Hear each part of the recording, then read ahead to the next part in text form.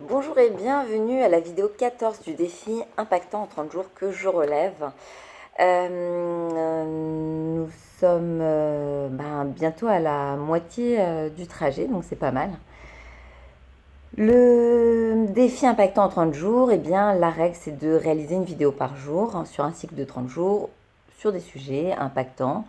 En ce qui me concerne, je vais m'inspirer des outils que je mets en pratique et que je partage aux personnes que j'accompagne dans leur projet d'évolution professionnelle quand elles envisagent une reconversion ou quand elles se sentent bloquées dans leurs fonctions et qu'elles ont envie de s'épanouir, d'améliorer leurs relations, d'améliorer leur communication.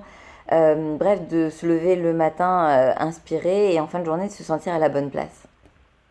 J'accompagne également les transitions de vie.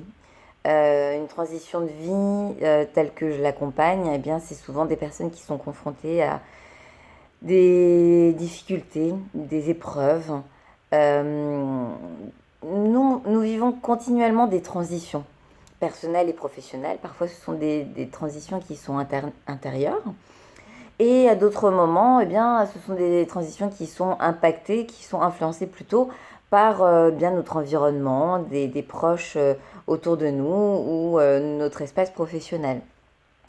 Et c'est vrai qu'on peut les traverser seul, mais à certains moments, quand la confusion est trop importante, quand on se sent bloqué, quand on a du mal à progresser, ou quand on est vraiment dans une profonde douleur, parce que on a des expériences de vie qui nous ont figés à un moment donné et qu'on a du mal à dépasser ces situations, eh bien, on fait appel à qui? À Ruti. Voilà. C'était pour ce retour parce qu'on me demande souvent en quoi consiste mon activité. C'est vrai que j'ai beaucoup de cordes à mon arc et c'est pas toujours si facile que ça parce que, je sais pas si vous avez remarqué, mais en France, on aime bien nous mettre dans des cases, nous estampiller, nous coller des étiquettes. Et quand on est passionné, quand on a eu l'opportunité, comme moi en tout cas, d'évoluer dans plein d'univers différents, puisque j'ai pu travailler en milieu hospitalier, en addictologie et sur différentes unités de soins. J'ai également une expérience dans le recrutement, les ressources humaines. Et pendant 15 ans, j'ai accompagné les salariés, les entreprises dans leur développement professionnel, leur épanouissement personnel, au travers d'accompagnement de retour à l'emploi, de coaching, de bilan de compétences. Et une expression qui est utilisée par une personne que j'apprécie beaucoup, qui dit qu'avec les années, j'ai fait de toutes mes fleurs mon miel. Et, et donc, à travers toutes ces années, j'ai créé moi-même ma propre méthode de coaching qui m'est inspirée par ce que je transmets le plus souvent, à savoir le sens du possible. J'ai créé une méthode d'auto-coaching qui permet aux personnes d'appliquer quotidiennement des exercices qui leur permettent de se connecter à une énergie qui va leur permettre déjà de se sentir bien, de se sentir aligné et d'aller approfondir un état d'être, un état d'esprit qui va favoriser la réalisation d'un projet personnel ou professionnel. Parce qu'on le sait, dans n'importe quel objectif, dans n'importe quel développement, il y a 30% de technique et 70% de psychologie et de préparation mentale. Et ce qui se passe, c'est que quand on se prépare mentalement à atteindre un objectif, on attire à nous des opportunités, des personnes, des circonstances qui nous font atteindre un enjeu et très souvent d'une façon qu'on n'imagine même pas. Parce que aussi brillant qu'on puisse être, tout à chacun, on a quand même des mécanismes où on peut beaucoup se limiter et s'imaginer que c'est pas possible ou que c'est trop compliqué. Et donc, eh bien, justement, j'accompagne les personnes à activer leur hémisphère du possible. Il existe bel et bien, en tout cas, le concept que j'ai développé et que j'ai pu expérimenter pendant ces 15 dernières années, en modélisant sur les accompagnements que je réalisais des transformations, que ce soit personnelles ou professionnelles, de personnes qui voilà, avaient envie d'atteindre un objectif, d'évoluer professionnellement, de changer de comportement, eh bien, arrivaient avec beaucoup plus d'aisance, de facilité, d'intuition à transformer leur réalité. Donc, eh bien, nous avons en nous des ressources parfois qu'on ne soupçonne même pas. Et d'ailleurs, jour après jour, grâce à l'apport des neurosciences, de la psychologie, on découvre comme de nouvelles fonctions dans notre logiciel interne.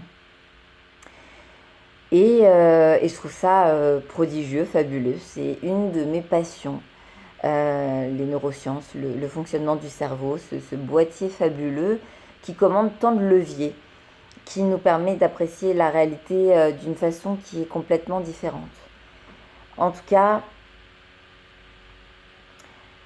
notre perception de la réalité est vraiment très aidante. Qu'on atteigne un objectif ou qu'on subisse des situations. Et là, je parle davantage des preuves de la vie qui font que, eh bien, à ce moment-là, eh bien, on n'est plus en mode automatique. Il y a d'autres choses qui s'enclenchent. C'est notre instinct de survie. Sauf que quand on ne prend pas le temps eh bien, de réaligner l'instinct de survie à eh bien, le mode classique sur lequel on est censé être programmé, eh bien, on peut vite consumer notre énergie, user nos batteries, parce que à ce moment-là, on se déconnecte. On se déconnecte de la vie, du plaisir, de l'envie, du désir. Et on ne s'autorise plus à vivre les choses pleinement. On peut se punir, on peut s'en vouloir, on peut rester figé sur les situations qu'on n'arrive pas à digérer et à dépasser. Et j'espère sincèrement que c'est ce que je réussis à faire passer au travers de ces vidéos. En tout cas, c'est mon intention première, de vous communiquer des outils que je pratique moi-même quotidiennement, que je transmets aux personnes que j'accompagne. Et vous insistez sur le fait que des fois on a envie que les choses elles bougent, on a envie de changer, on a envie nous aussi de ressentir le bénéfice de transformation personnelle quand on est en souffrance, quand on a du mal à avancer, quand on se pose mille et une questions qui nous empêchent de faire les bons choix. Et on a des ressources. Elles sont en nous. Elles sont en nous, c'est juste à nous de mettre en place des changements. Ça prend du temps. Ça prend du temps. Ça se passe par la répétition. Ça passe par une réelle reprogrammation. Mais progressivement, quand on commence à voir les choses bouger, eh bien, l'ascension de la montagne, cette montagne qui nous permet de prendre de la hauteur, et parce que des fois on a l'impression qu'on est dans une ascension, dans une escalade, eh ben, on prend de la hauteur et on voit les choses de façon complètement différente. Et c'est ça que j'avais envie de vous communiquer. Si vous êtes dans une vraie phase de transition, de transformation, avec le désir de changer des choses en vous, d'améliorer des comportements ou votre vision de la vie, persévérez.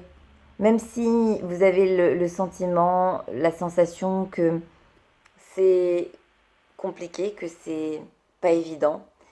Rappelez-vous qu'on a une partie en nous qui peut parfois nous dire j'y arrive pas, c'est plus fort que moi. Il n'y a rien qui soit plus fort que vous.